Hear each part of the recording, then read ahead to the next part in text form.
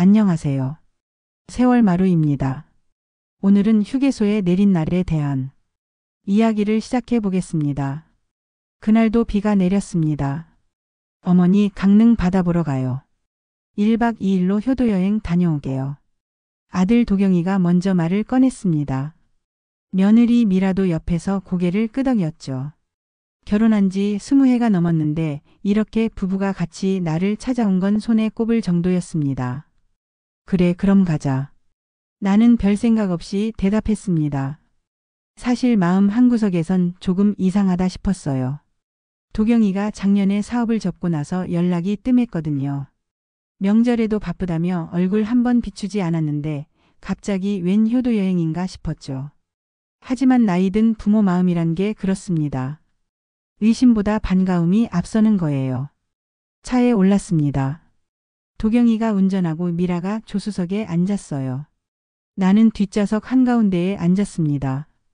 원래 창가에 앉으려 했는데 미라가 어머니 한가운데가 더 안전해요. 혹시 급브레이크 밟으면 위험하잖아요 라며 친절하게 말했죠. 그때는 정말 몰랐습니다. 그 자리가 CCTV나 블랙박스에 잘 잡히지 않는 자리라는 걸요. 영동고속도로에 올랐습니다. 창밖으로 빗줄기가 비스듬히 쏟아졌어요. 와이퍼가 빠르게 움직이며 쓸어내는 소리가 차 안을 채웠습니다. 도경아, 천천히 가거라. 비 오는데 무리하지 말고. 네, 어머니. 걱정 마세요. 도경이는 대답은 했지만 표정은 어두웠습니다. 백미러로 힐끗힐끗 나를 보는 게 느껴졌어요.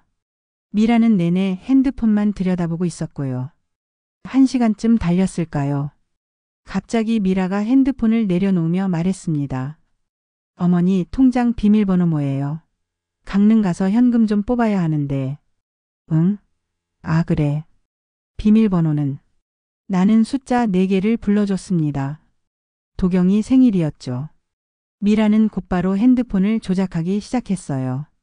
그때였습니다. 미라가 핸드폰 화면을 확인하는 순간 조수석 틈으로 그 화면이 살짝 보였어요. 뱅킹 앱이었습니다. 내 이름, 내 통장, 그리고 잔액. 980만 원. 지난 20년간 시장식당에서 설거지하고 반찬 만들며 모은 돈이었습니다. 큰 돈은 아니지만 나한테는 마지막 보루 같은 돈이었어요. 혹시 몸이 아파 병원에 가거나 요양원에 들어갈 일이 생기면 아들한테 손 벌리지 않으려고 악착같이 모은 돈. 미라가 화면을 끄기 전에 나는 분명히 봤습니다. 그 화면을 도경이도 힐끗 보는 걸요. 두 사람 사이에 짧은 눈빛이 오갔습니다. 가슴이 철렁 내려앉았어요. 아무 말도 할 수 없었습니다. 설마 하는 마음과 혹시 하는 불안이 동시에 밀려왔죠. 차는 계속 달렸습니다. 얼마 후 도경이가 말했습니다. 어머니, 잠깐 휴게소 들릴게요. 화장실도 가고 커피도 한 잔 마시고 가요. 그래, 그러자. 휴게소 주차장에 차가 멈췄습니다. 영동고속도로 어느 휴게소였는지 이름은 기억나지 않아요. 다만 네온사인이 빗물에 번지며 흐릿하게 빛나던 게 기억납니다. 어머니, 먼저 내리세요. 저희는 차 정리 좀 하고 갈게요. 나는 우산도 없이 차에서 내렸습니다. 빗줄기가 어깨를 적셨어요.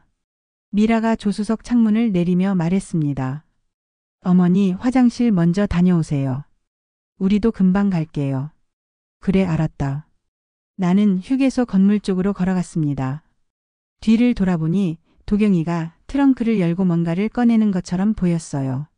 화장실을 다녀왔습니다. 5분도 채 걸리지 않았어요. 그런데 차가 없었습니다. 아까 그 자리에 우리 차가 없었어요. 처음엔 주차 위치를 잘못 기억한 줄 알았습니다. 주차장을 이리저리 돌아다녔죠. 빗속을 헤매며 차 번호판을 하나하나 확인했어요. 없었습니다. 핸드폰을 꺼내 도경이한테 전화를 걸었습니다. 신호는 갔지만 받지 않았어요. 1번, 2번, 3번. 6번째 전화에서야 도경이가 받았습니다. 여보세요? 도경아, 나다. 너희 어디 갔니? 엄마 여기 있는데. 잠깐의 침묵. 그리고 도경이의 목소리. 어머니. 죄송해요. 저희 먼저 가야 할 것 같아요. 뭐? 무슨 소리야? 엄마를 두고 어딜 가? 어머니, 저희도 사정이 있어서요. 나중에 연락드릴게요. 야, 박도경. 너 지금 뭐 하는 거야? 어머니, 통장에 있는 돈 저희가 좀 써야 할 것 같아요. 미안해요. 그 말을 끝으로 전화가 끊겼습니다. 다시 걸었지만 이번엔 꺼져 있었어요. 나는 그 자리에 선 채로 핸드폰만 내려다봤습니다. 빗물이 머리를 타고 목덜미로 등으로 흘러내렸습니다. 옷이 다 젖어도 움직일 수가 없었어요. 휴게소 주차장 한가운데 트럭들이 지나가고 사람들이 우산을 쓰고 가는 그곳에 나는 혼자 서 있었습니다. 78년을 살면서 이렇게 추운 적은 없었습니다. 비에 젖은 어깨보다 젖은 마음이 더 추웠으니까요. 얼마나 그렇게 서 있었을까요? 누군가 내 어깨를 툭 쳤습니다. 할머니 괜찮으세요? 돌아보니 젊은 여자였어요. 30대 중반쯤 돼 보이는 고속버스 회사 유니폼을 입은 사람이었습니다. 이름표에는 오혜진이라고 적혀 있었죠. 아, 네. 할머니 여기서 이러시면 안 돼요. 비 다 맞으시고. 일단 안으로 들어가세요. 혜진 씨가 자기 우산을 내 머리 위로 받쳐주며 휴게소 건물 안으로 데려갔습니다. 따뜻한 난방 바람이 얼굴을 스쳤어요. 그제야 정신이 조금 돌아오는 것 같았습니다. 여기 앉으세요. 옷이 다 젖으셨네. 잠깐만 기다리세요. 혜진 씨는 직원 휴게실로 들어가더니 수건을 가져왔어요. 그리고 자판기에서 따뜻한 캔커피도 한 개 뽑아왔습니다. 일단 이거라도 드세요. 몸 좀 녹이시고요. 캔을 받아들었지만 손에 힘이 없었습니다.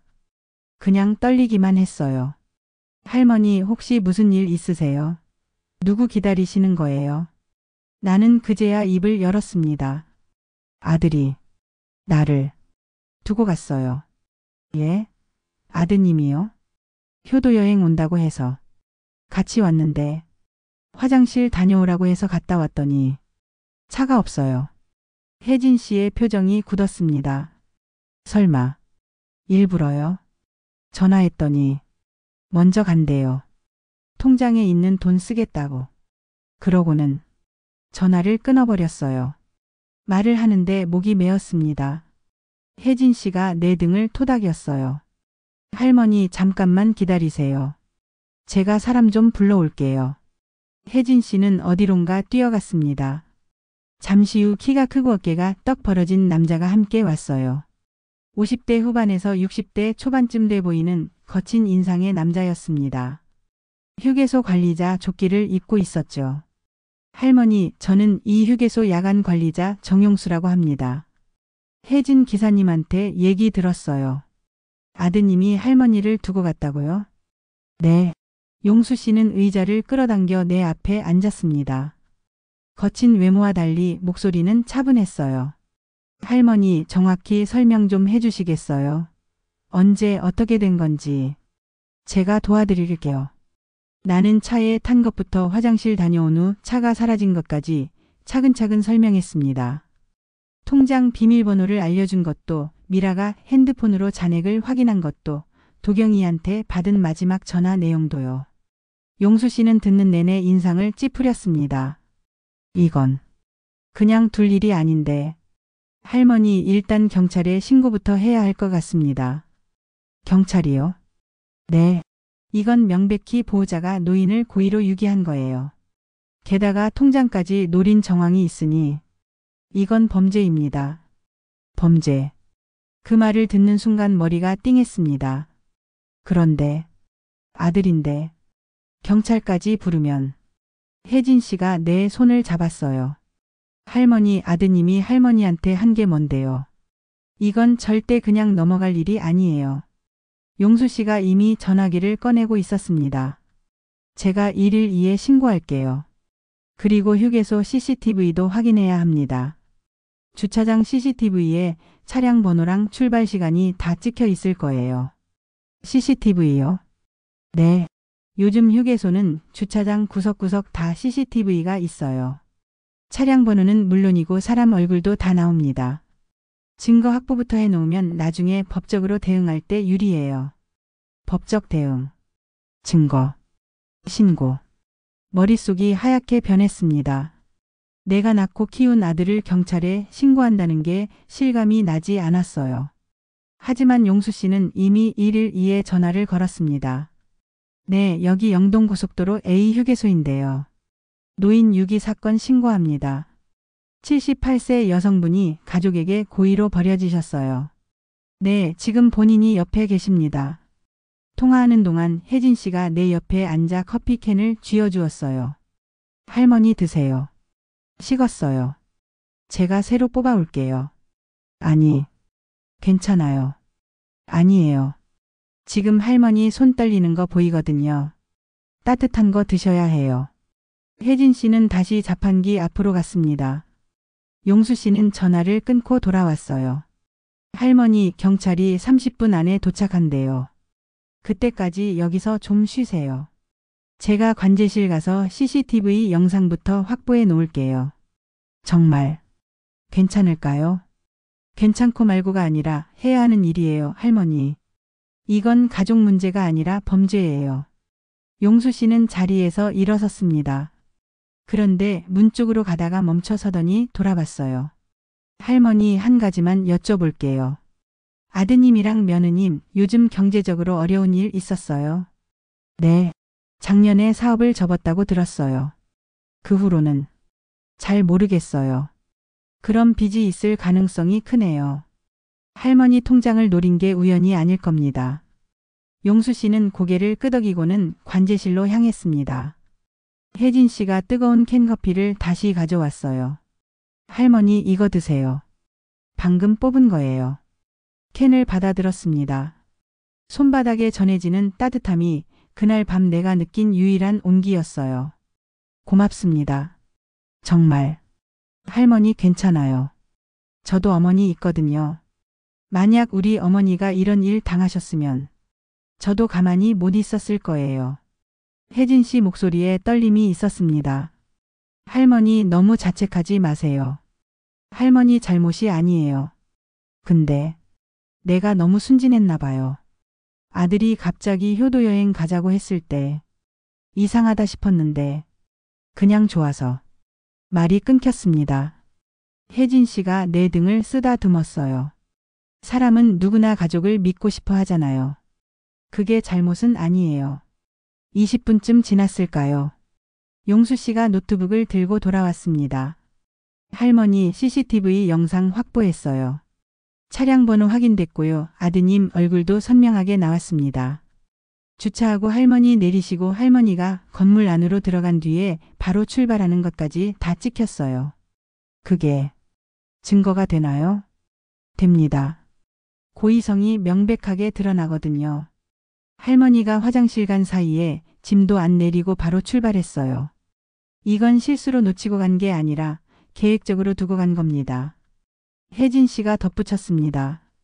그리고 할머니, 제 버스 블랙박스에도 영상이 있을 거예요. 제가 아까 주차장 들어올 때 할머니네 차량이랑 스쳐 지나갔거든요. 시간대 확인하면 나올 겁니다. 용수 씨가 고개를 끄덕였습니다. 좋아요. 그것도 추가 증거로 쓸 수 있겠네요. 경찰 오면 같이 제출합니다. 그때 휴게소 입구 쪽에서 사이렌 소리가 들렸습니다. 경찰차가 도착한 거였어요. 용수 씨가 나를 보며 말했습니다. 할머니, 이제 시작입니다. 겁내지 마세요. 저희가 다 옆에 있으니까요. 경찰관 2명이 들어왔습니다. 한 명은 남자, 한 명은 여자였어요.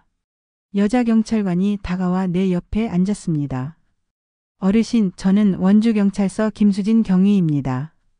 편하게 말씀해 주세요. 무슨 일이 있으셨는지요? 나는 또다시 처음부터 설명했습니다. 효도여행, 통장 확인, 휴게소 하차, 전화통화까지. 경찰관은 메모하며 들었습니다. 어르신, 아드님 성함이랑 연락처 아세요? 네, 박도경이요. 번호는? 나는 떨리는 손으로 핸드폰을 꺼내 도경이 전화번호를 보여줬습니다. 차량 번호도 기억하세요? 12호삼. 아니, 345. 아, 잘 모르겠어요. 용수 씨가 노트북을 펼쳤습니다.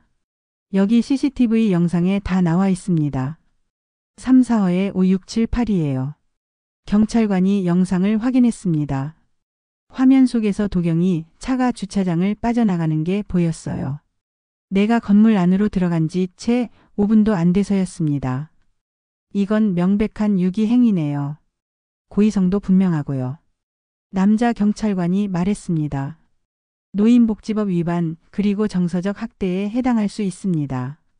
아드님한테 연락해 보겠습니다. 경찰관이 도경이 번호로 전화를 걸었습니다. 한참을 기다렸지만 받지 않았어요. 전원이 꺼져 있습니다. 일단 차량 번호로 추적 들어가겠습니다. 여자 경찰관이 나를 보며 물었습니다. 어르신, 오늘 밤 어디서 주무실 건가요? 집은 어디세요? 서울. 망원동이요. 서울까지는 1시간 반 정도 걸리는데 지금 가시기 힘드시겠어요. 일단 오늘은 근처 노인복지관이나 응급쉼터에서 주무시는 게 좋을 것 같은데요. 혜진 씨가 손을 들었습니다. 저희 회사 기숙사가 근처에 있어요. 빈 방 있으면 오늘 하루만 쓰실 수 있게 얘기해 볼게요. 아니에요. 괜찮아요. 제가 어떻게. 용수 씨가 말을 끊었습니다. 할머니, 지금은 받아들이셔야 할 때예요. 혼자 집까지 가시기엔 너무 늦었고 몸도 안 좋으신 것 같아요. 일단 오늘 하루만 쉬시고 내일 다시 생각합시다. 경찰관도 고개를 끄덕였습니다. 그게 좋을 것 같습니다. 어르신 상태가 많이 안 좋아 보이세요. 일단 오늘은 쉬시고 내일 낮에 정식으로 진술 받으러 오겠습니다. 그리고 아드님 소재 파악되는 대로 연락드릴게요. 경찰관들은 CCTV 영상 파일을 복사해가고 용수 씨와 혜진 씨 연락처도 받아갔습니다. 그렇게 그날 밤은 지나갔습니다. 혜진 씨가 말한 대로 버스회사 기숙사 빈 방 하나를 구했어요. 좁고 낡았지만 따뜻한 방이었습니다. 침대에 누웠지만 잠이 오지 않았어요. 천장을 보며 생각했습니다. 내가 뭘 잘못했을까? 아들을 잘못 키운 걸까? 아니면 내가 너무 약해 보여서, 만만해 보여서 이런 일을 당한 걸까? 빗소리가 창문을 두드렸습니다. 그날 밤 나는 처음으로 깨달았어요. 가족이라는 이름이 때로는 가장 깊은 칼이 될 수 있다는 걸. 다음 날 아침 혜진 씨가 방문을 두드렸습니다. 할머니 주무셨어요? 아침 드셔야죠. 제가 빵이랑 우유 사왔어요. 문을 열자 혜진 씨가 편의점 봉지를 들고 서 있었어요. 밤새 한숨도 못 잤지만 괜찮다고 대답했습니다. 할머니 얼굴이 안 좋으세요. 조금이라도 드세요. 오늘 경찰서 가서 진술해야 하잖아요. 빵을 받아들였지만 목으로 넘어가지 않았어요. 그냥 우유만 조금 마셨습니다. 할머니, 용수 관리자님이 오전에 보자고 하셨어요. CCTV 영상 정리하셨대요. 같이 가실래요? 네. 휴게소로 돌아갔습니다. 용수 씨는 관제실에서 컴퓨터 앞에 앉아 있었어요. 모니터에는 여러 화면이 띄워져 있었습니다. 할머니 오셨어요. 어젯밤 좀 주무셨어요? 네. 덕분에. 앉으세요. 제가 밤새 영상 좀 정리했어요. 경찰한테 넘길 자료인데 할머니도 한번 보셔야 할 것 같아서요. 용수 씨가 마우스를 클릭했습니다. 화면에 어제 저녁 휴게소 주차장이 나타났어요. 여기 보세요. 18시 32분 할머니네 차량이 진입합니다. 345에 5678번. 화면 속에서 도경이 차가 주차구역으로 들어왔어요. 비가 내리는 화면이었지만 번호판이 선명하게 보였습니다. 18시 34분 차량 정차. 그리고 여기 뒷문이 열립니다. 내가 차에서 내리는 모습이 보였어요. 우산도 없이 빗속에 서 있는 내 모습. 18시 35분 할머니께서 건물 안으로 들어가십니다. 화면이 바뀌었습니다. 그리고 18시 37분. 할머니가 건물에 들어간 지 2분 만에 차량이 출발합니다. 도경이 차가 주차구역을 빠져나가는 게 보였어요. 천천히 조심스럽게. 보세요, 할머니. 트렁크도 안 열었어요. 짐도 안 내렸고요. 할머니를 기다릴 생각이 전혀 없었다는 겁니다. 가슴이 철렁했습니다. 화면으로 보니 더 명확했어요. 이건 실수가 아니었어요. 계획이었습니다. 혜진 씨가 옆에서 말했습니다. 할머니, 그리고 제 블랙박스 영상도 확인했어요. 제가 어제 저녁 6시 20분쯤 휴게소에 진입했거든요. 그때 할머니네 차량 스쳐 지나갔어요. 혜진 씨가 자기 핸드폰을 꺼내 영상을 재생했습니다. 여기요. 345에 5678번 분명해요. 그리고 운전석에 남자분 보이시죠? 조수석엔 여자분이고요. 도경이와 미라의 옆모습이 찍혀 있었어요. 흐릿하지만 충분히 알아볼 수 있었습니다. 용수 씨가 말했습니다. 이 영상이 중요한 게 할머니네 차가 휴게소에 들어올 때 두 분 다 차에 있었다는 증거거든요. 나중에 실수로 놓치고 갔다고 변명할 수 없게 만드는 거죠. 그런데 이게 정말 법적으로 문제가 되나요? 용수 씨가 고개를 끄덕였습니다. 당연하죠. 이건 노인복지법 위반이에요. 65세 이상 노인을 보호자가 유기하거나 방임하는 건 명백한 범죄입니다. 게다가 할머니 통장 비밀번호까지 받아냈잖아요. 이건 재산 침해, 시도까지 의심되는 상황이에요. 혜진 씨가 덧붙였습니다. 할머니 그리고 아드님 직장도 알아냈어요. 어제 경찰분들이 차량 추적하면서 확인했대요. 대전에 있는 중견건설회사 다니신대요. 아, 그렇구나. 작년에 사업 접었다고 했는데 직장은 다니고 있었던 거였어요. 용수 씨가 팔짱을 끼고 말했습니다. 할머니, 제 생각엔 회사에도 알려야 할 것 같아요. 네? 회사요? 네. 요즘 회사들은 임직원 윤리 문제에 민감해요. 특히 노인 학대 같은 사회적 무리는 더더욱요. 만약 이 사실이 회사에 알려지면 최소한 징계위원회는 열릴 겁니다. 혜진 씨가 조심스럽게 물었습니다. 그런데 그렇게까지 해야 할까요? 아드님이라도 직장까지 잃으면. 용수 씨가 단호하게 말했습니다. 혜진 기사님, 이건 가족 문제가 아니에요. 범죄예요. 사람을 버리는 것도 기술이냐고요. 이렇게 계획적으로 증거도 남기지 않으려고 CCTV 안 잡히는 자리에 할머니 앉히고 건물 안 들어간 틈에 바로 출발하고. 이게 실수예요. 이건 범죄예요. 나는 아무 말도 할 수 없었습니다. 용수 씨 말이 맞았어요. 도경이는 실수로 날 놓치고 간 게 아니었어요. 처음부터 계획했던 거였습니다. 할머니. 용수 씨가 내 쪽을 돌아보며 말했습니다. 저는 이 휴게소에서 15년 넘게 일했어요. 별의별 사람 다 봤죠. 싸우다가 차에서 내린 사람, 돈 없어서 밤 새우는 사람, 가출한 애들. 근데 가족한테 버려진 노인은 처음 봤어요. 용수 씨 목소리에 분노가 섞여 있었습니다. 할머니, 이거 그냥 넘어가시면 안 됩니다. 아드님은 지금 아무 죄책감도 없을 거예요. 어차피 늙은 엄마 어디 가서 말도 못할 거야 라고 생각하고 있을 겁니다. 그런데 할머니가 가만히 있으면 그 생각이 맞는 게 되는 거예요. 그렇지만 할머니, 저도 어머니 있어요. 올해 72세세요. 만약 누가 우리 어머니한테 이런 짓을 했다면 저는 가만히 안 있을 겁니다. 가족이든 뭐든. 혜진 씨도 고개를 끄덕였습니다. 할머니, 용수님 말이 맞아요. 이건 할머니를 위해서만이 아니에요. 다른 노인분들을 위해서라도 이런 일은 알려져야 해요. 나는 한참을 생각했습니다. 내 아들을 경찰에 신고하고 회사에까지 알리는 게 맞는 건가? 그래서 아들이 직장을 잃고 더 힘들어지면 그건 결국 내 탓 아닌가? 하지만 동시에 다른 생각도 들었어요.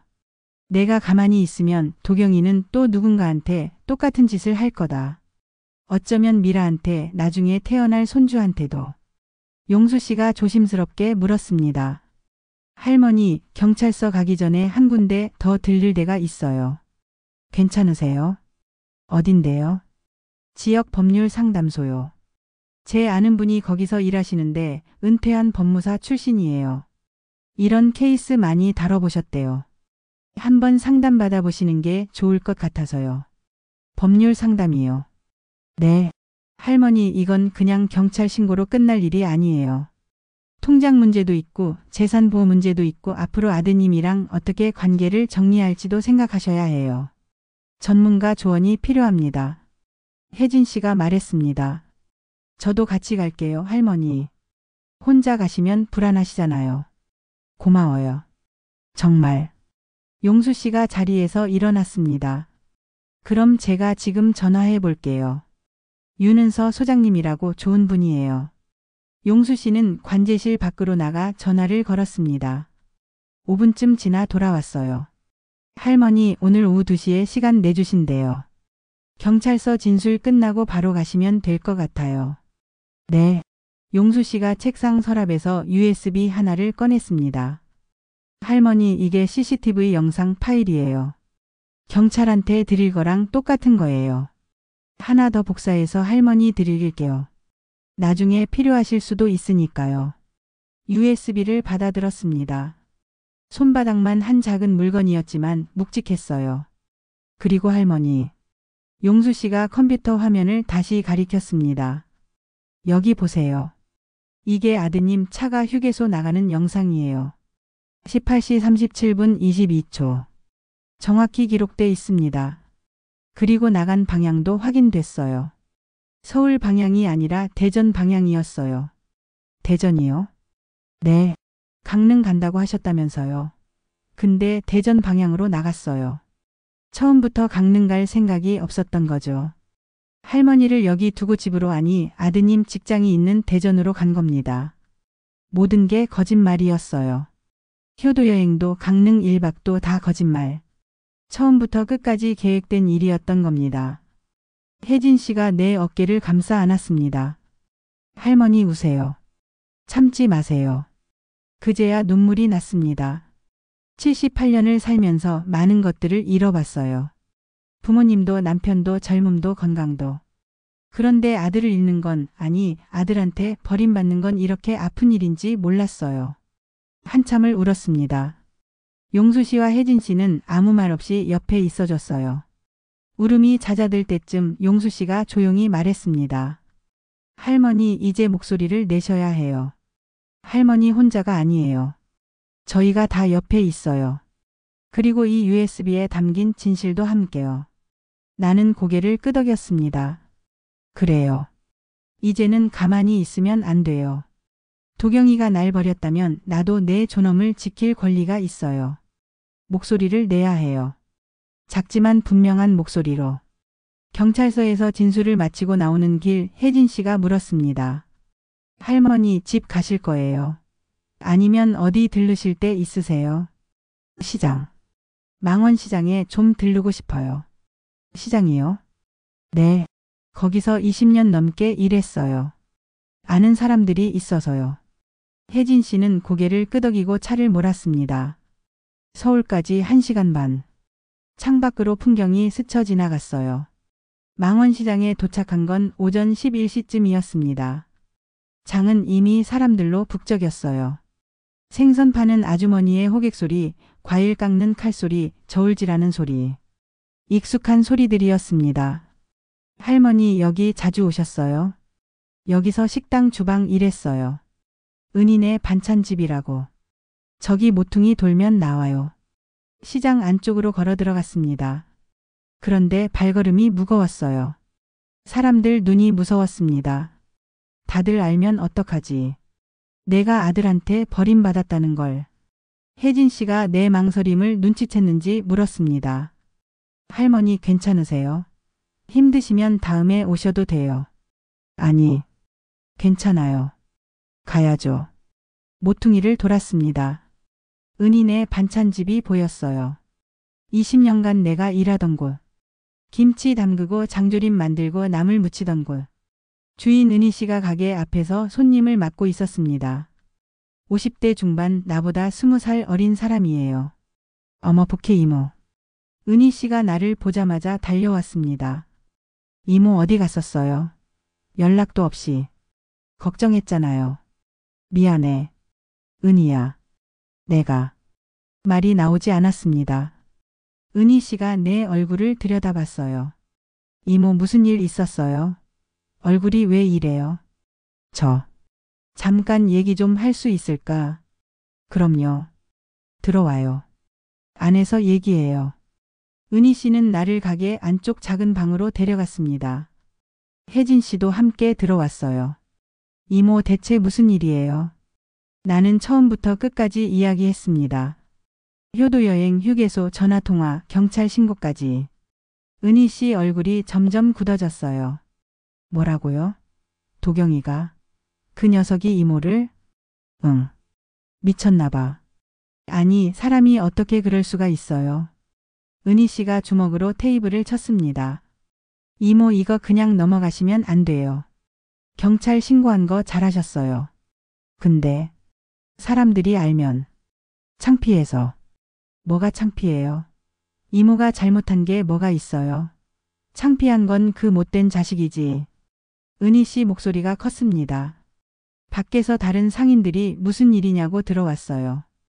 은희야, 무슨 일이야? 아, 김 사장님. 그리고 정숙 언니요. 복희 이모 좀 보세요. 김 사장은 옆 건어물 가게 주인이었고 정숙 언니는 떡집 사장님이었습니다. 시장에서 20년 넘게 같이 일한 사람들이었어요. 은희 씨가 내 사정을 설명했습니다. 사람들 얼굴이 일그러졌어요. 뭐? 도경이가? 내가 그 자식 어릴 때부터 봤는데 설마 했더니 진짜 못된 놈이었네. 정숙 언니가 내 손을 꽉 잡았습니다. 이모 왜 진작 말 안 했어요? 우리가 있잖아요. 미안해. 너무 창피해서. 창피할 게 뭐가 있어요. 이모가 뭘 잘못했어요? 김 사장이 말했습니다. 복희 이모 일단 오늘은 여기서 쉬어요. 은희네 집에서 주무시고 내일부터 천천히 생각합시다. 아니, 괜찮아. 은희 씨가 고개를 저었습니다. 괜찮긴요. 이모 혼자 집 가시면 안 돼요. 저희 집에서 며칠 계세요. 엄마 방 비어 있어요. 정말 괜찮아. 이모. 은희 씨가 단호하게 말했습니다. 이모는 20년 동안 저 키웠어요. 제가 이혼하고 애 데리고 장사 시작할 때 이모 아니었으면 못 버텼어요. 이모가 주방 다 맡아주셔서 제가 장사에만 집중할 수 있었던 거예요. 이제 제가 도와드릴 차례예요. 눈물이 났습니다. 고마워. 정말. 정숙 언니가 덧붙였습니다. 이모 그리고 혹시 돈 필요하시면 말씀하세요. 우리 계모임 있잖아요. 급하면 거기서 좀 빌릴 수 있어요. 아니야. 그건 괜찮아. 통장은 아직 안 건드렸으니까. 김 사장이 물었습니다. 통장 비밀번호는 바꾸셨어요? 아, 그걸 깜빡했네. 지금 당장 바꾸세요. 은행 가서. 그리고 혹시 모르니까 거래 내역도 다 출력해 두시고요. 네, 그래야겠네요. 혜진 씨가 말했습니다. 제가 은행까지 모셔다 드릴게요. 오늘 안에 다 처리하시는 게 좋을 것 같아요. 사람들은 한참 동안 내 옆에 있어줬습니다. 차 한 잔씩 마시며 이런저런 이야기를 나눴어요. 이모 그나저나 요즘 손맛 어때요? 예전에 이모가 만든 된장찌개가 그립던데. 정숙 언니가 물었습니다. 손맛이야. 뭐? 요즘은 요양보호사 일하느라 요리할 시간이 없었어. 이모 다시 주방 일 해보실 생각 없으세요? 은희 씨가 조심스럽게 물었습니다. 내가 이제 나이가 무슨 상관이에요. 이모 솜씨면 어디 가도 환영이에요. 우리 가게도 요즘 주방 사람 구하기 힘든데 이모 다시 오시면 좋죠. 그래도 생각해 보세요. 천천히. 일단 몸이랑 마음 좀 추스르시고요. 오후가 되어 시장을 나섰습니다. 은희 씨가 은행까지 같이 가자고 했지만 혜진 씨가 있으니 괜찮다고 했어요. 은행에서 비밀번호를 바꾸고 거래 내역도 출력했습니다. 다행히 아직 돈은 손대지 않은 것 같았어요. 할머니 이제 집 가실래요? 응. 그래야지. 혜진 씨가 차를 몰아 내 집 앞까지 데려다 줬습니다. 망원동 연립주택 2층, 좁지만 20년 넘게 살던 집이었어요. 할머니 집에 들어가셔도 괜찮으시겠어요? 혼자 계시면 또 우울하실 텐데. 괜찮아. 나도 정리할 것들이 있어서. 그럼 제 번호 저장해 두세요. 힘드시면 언제든 연락하시고요. 고마워요, 혜진 씨. 정말. 집에 들어섰습니다. 먼지 냄새가 났어요. 이틀을 비운 집이었지만 훨씬 오래 비운 것처럼 느껴졌습니다. 부엌으로 갔습니다. 싱크대 옆 칼꽂이에 꽂혀 있는 칼들이 보였어요. 20년 넘게 쓴 주방 칼들. 크고 작은 칼 5자루. 그중 하나를 꺼냈습니다. 20cm짜리 중식도였어요. 손잡이가 닳아서 나무결이 드러난 칼. 이 칼로 얼마나 많은 재료를 썰었을까요? 무, 배추, 고기, 생선. 수천 번, 수만 번. 칼날을 손가락으로 살짝 만져봤습니다. 무뎌져 있었어요. 오랫동안 쓰지 않아서 날이 죽어버린 칼. 서랍에서 숫돌을 꺼냈습니다. 숫돌에 물을 적시고 칼을 갈기 시작했어요. 쇠 소리가 났습니다. 칼날이 숫돌에 닿으며 내는 날카롭고 규칙적인 소리. 이 소리도 오랜만이었어요. 칼을 갈면서 생각했습니다. 나는 주방장이었어. 은인의 반찬집 주방을 20년 동안 책임졌던 사람.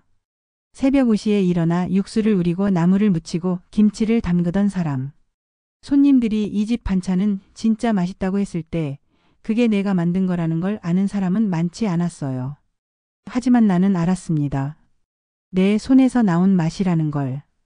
도경이가 날 버렸어요. 효도 여행이라며 데려갔다가 휴게소에 버리고 갔어요. 하지만 칼을 갈며 깨달았습니다. 도경이가 날 버려도 내 손맛은 날 버리지 않았다. 이 칼은 아직 여기 있어요. 무뎌졌지만 다시 갈면 살아나요. 내 손도 그래요. 늙고 주름졌지만 아직 칼을 쥘 수 있어요. 칼날이 점점 날카로워졌습니다. 숫돌에 닿는 각도를 조금씩 조절하면서 날을 세웠어요. 20년 넘게 해온 일이라 손이 기억하고 있었습니다. 1시간쯤 갈았을까요? 칼을 들어 올려 빛에 비춰봤습니다. 칼날이 반짝였어요. 예전처럼 날카롭게. 부엌에 있던 파 한 단을 꺼냈습니다. 도마 위에 팔을 올리고 칼을 들었어요. 쓱쓱쓱. 파가 얇게 썰렸습니다. 균일하게 정확하게. 손이 기억하고 있었어요. 눈물이 났습니다. 하지만 이번엔 슬픈 눈물이 아니었어요. 나는 아직 살아있다. 도경이가 날 버렸지만 나는 여전히 여기 있어요. 내 손은 아직 파를 썰 수 있고 국을 끓일 수 있고 맛을 낼 수 있어요. 파를 다 썰고 나서 냉장고를 열었습니다. 된장, 두부반모, 애호박 하나, 감자 2개. 재료가 많지 않았지만 충분했어요. 냄비에 물을 올렸습니다. 멸치를 넣고 육수를 우렸어요. 파뿌리도 함께 넣었습니다. 육수가 끓기 시작했습니다. 김이 모락모락 올라왔어요. 된장을 풀었습니다. 체에 걸으면서 천천히, 덩어리 없이 부드럽게 애호박을 썰었습니다.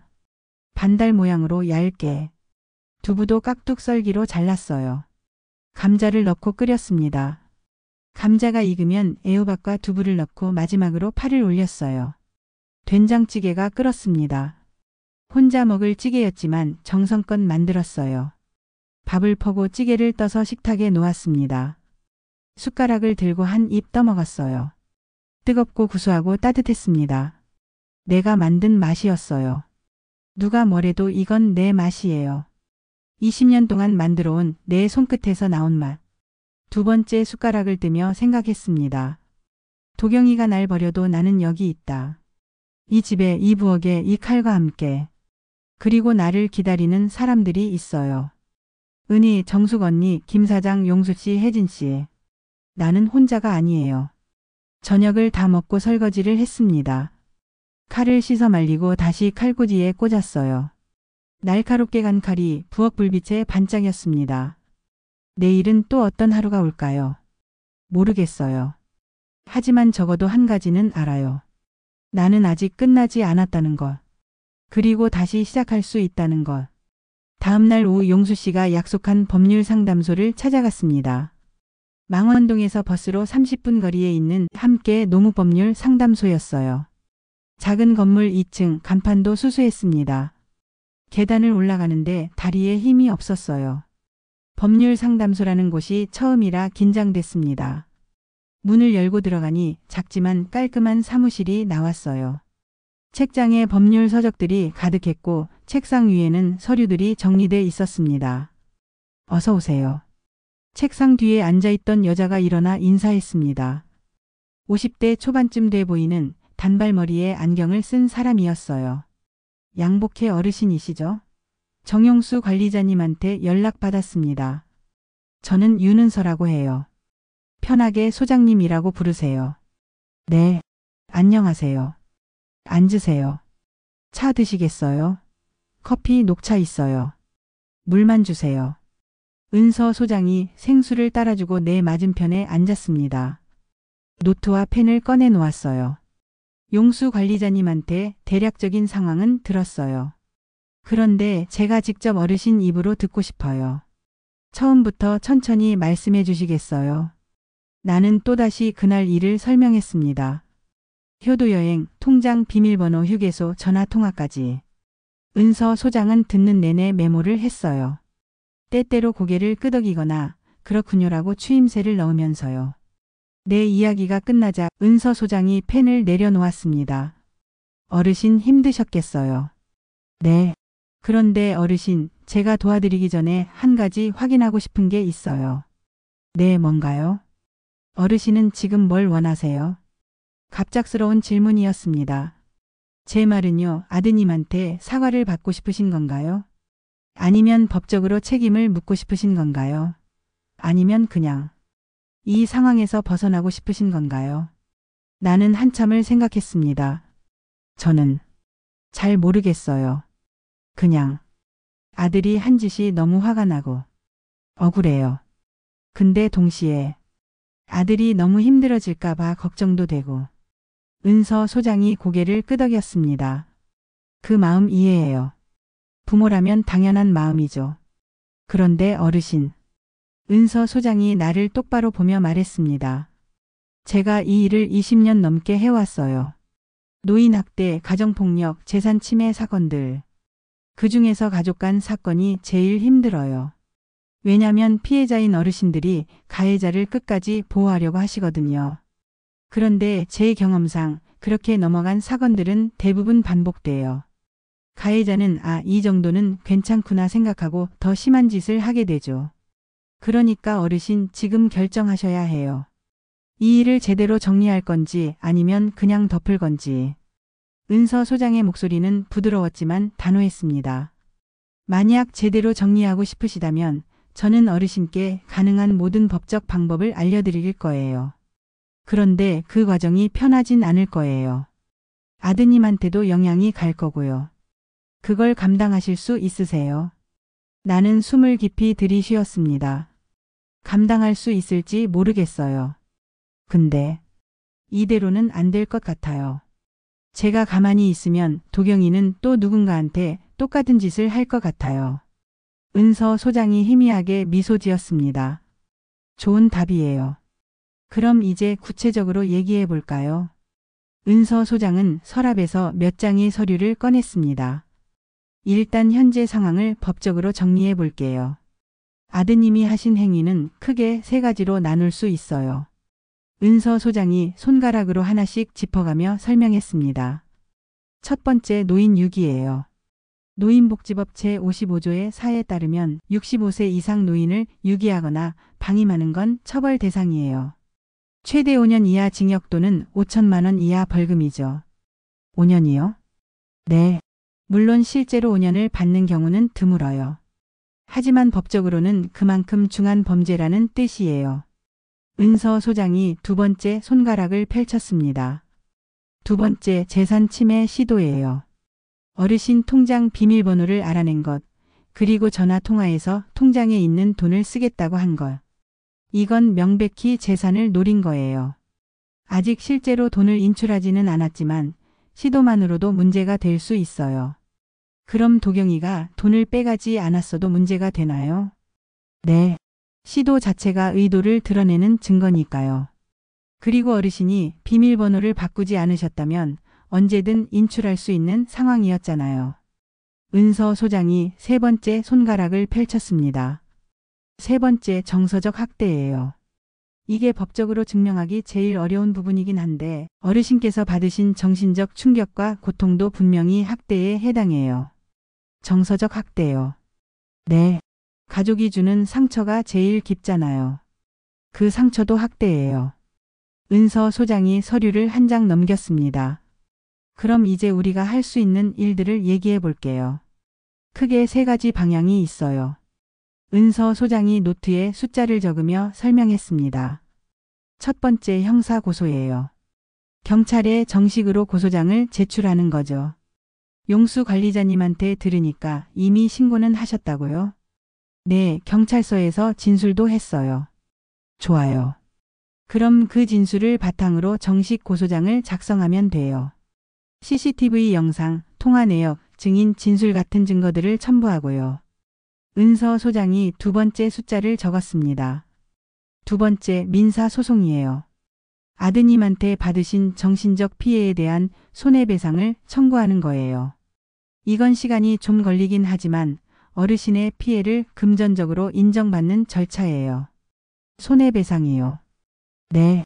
내가 입은 피해에는 대가가 따른다는 걸 명확히 하는 거죠. 은서 소장이 세 번째 숫자를 적었습니다. 세 번째 직장윤리위원회 신고예요. 아드님 직장이 어딘지 아세요? 대전에 있는 건설회사라고 들었어요. 정확한 이름은? 괜찮아요. 경찰이 차량 추적하면서 확인했을 거예요. 제가 경찰서에 문의해 볼게요. 은서 소장이 설명을 이어갔습니다. 요즘 대부분의 회사에는 임직원 윤리 규정이 있어요. 특히 중견기업 이상은 더 엄격하죠. 노인 학대 같은 사회적 무리는 윤리 규정 위반에 해당할 가능성이 높아요. 그럼 도경이가 회사에서 징계를 받는 건가요? 가능성이 있어요. 회사마다 다르지만 보통은 징계위원회가 열리고 경위서를 받고 최소 경고에서 최대 해고까지 징계가 내려질 수 있어요. 나는 망설였습니다. 그럼 도경이가 직장을 잃을 수도 있다는 거예요. 가능성은 있어요. 하지만 어르신. 은서 소장이 나를 똑바로 보며 말했습니다. 그건 아드님이 선택한 결과예요. 어르신이 만든 결과가 아니에요. 아드님이 어르신을 유기하지 않았다면 이런 일은 없었을 거잖아요. 그렇긴 하지만 어르신 저는 분풀이를 하자는 게 아니에요. 복수를 하자는 것도 아니고요. 다만 명확히 하자는 거예요. 이런 행위에는 이런 책임이 따른다는 걸요. 은서 소장이 노트를 가리켰습니다. 제가 제안하는 건 이런 거예요. 증거를 확보하고 절차를 밟고 책임을 묻는 거. 이 세 단계를 차근차근 밟는 거죠. 증거, 절차, 책임. 네. 첫 번째 증거는 이미 어느 정도 확보됐어요. CCTV 영상, 블랙박스, 통화 기록 증인. 여기에 추가로 필요한 게 통장 거래 내역이에요. 은서 소장이 메모지에 뭔가를 적었습니다. 어르신, 은행 가셔서 최근 6개월 거래 내역을 출력해 오세요. 그리고 가능하면 1년치도요. 혹시 아드님이 어르신 몰래 돈을 인출한 내역이 있을 수도 있거든요. 네, 알겠습니다. 두 번째 절차는 제가 도와드릴게요. 고소장 작성, 증거 정리, 법원 제출 같은 것들이요. 어르신은 제가 요청하는 서류만 준비해 주시면 돼요. 감사합니다. 세 번째 책임은 법이 결정할 거예요. 우리는 그냥 사실을 제시하는 거죠. 이런 일이 있었다. 이게 증거다. 판단은 법이 하라. 이렇게요. 은서 소장이 펜을 내려놓았습니다. 어르신 한 가지 명심하셔야 할 게 있어요. 네? 이건 명예훼손이 아니에요. 사실 확인이에요. 무슨 뜻인가요? 명예훼손은 사실이 아닌 걸 퍼뜨려서 남의 명예를 훼손하는 거예요. 근데 어르신 경우는 달라요. 실제로 일어난 일을 말하는 거거든요. 그리고 그 일에 대한 책임을 묻는 거고요. 은서 소장이 손가락으로 책상을 두드렸습니다. 만약 아드님이나 며느님이 엄마가 우리 명예를 훼손했다고 주장하면 그때 우리는 이렇게 대응하면 돼요. 이건 사실이고 증거가 있다. 명예훼손이 아니라 사실 확인이다. 아, 그렇군요. 그리고 하나 더. 회사 윤리위원회 신고는 신중하게 결정하세요. 왜요? 이게 제일 파급력이 크거든요. 형사 고소나 민사 소송은 당사자들 사이의 문제지만 회사 신고는 아드님의 사회적 지위에 영향을 줄 수 있어요. 은서 소장이 잠시 말을 멈췄다가 이어갔습니다. 제 개인적인 생각으로는 일단 형사 고소를 진행하면서 아드님 반응을 보는 게 좋을 것 같아요. 만약 아드님이 진심으로 사과하고 합의를 원하시면 회사 신고는 보류할 수도 있어요. 하지만 만약 아드님이 계속 발뺌하거나 책임을 회피하려고 하면 그때 회사 신고까지 진행하는 거죠. 네, 그게 맞는 것 같아요. 은서 소장이 달력을 펼쳤습니다. 그럼 일정을 잡아볼까요? 오늘이 목요일이니까. 어르신 내일 은행 가실 수 있으세요? 네, 갈 수 있어요. 좋아요. 내일 은행에서 거래 내역 출력해 오시고 혹시 아드님 명의로 된 통장이나 카드가 있으면 그것도 확인해 오세요. 네. 그리고 다음 주 월요일에 다시 여기로 오세요. 그때까지 제가 고소장 초안을 작성해 놓을게요. 어르신이 검토하시고 수정할 부분 있으면 수정하고 그 다음에 경찰서에 제출하면 돼요. 은서 소장이 명함을 꺼내 건넸습니다. 어르신 이거 받으세요. 제 번호예요. 궁금한 거 있거나 갑자기 아드님한테서 연락 오거나 하면 바로 저한테 전화하세요. 혼자 대응하려고 하지 마시고요. 명함을 받아들었습니다.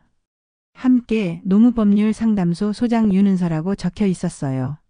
소장님, 비용은 얼마나? 어르신 그건 나중에 얘기해요.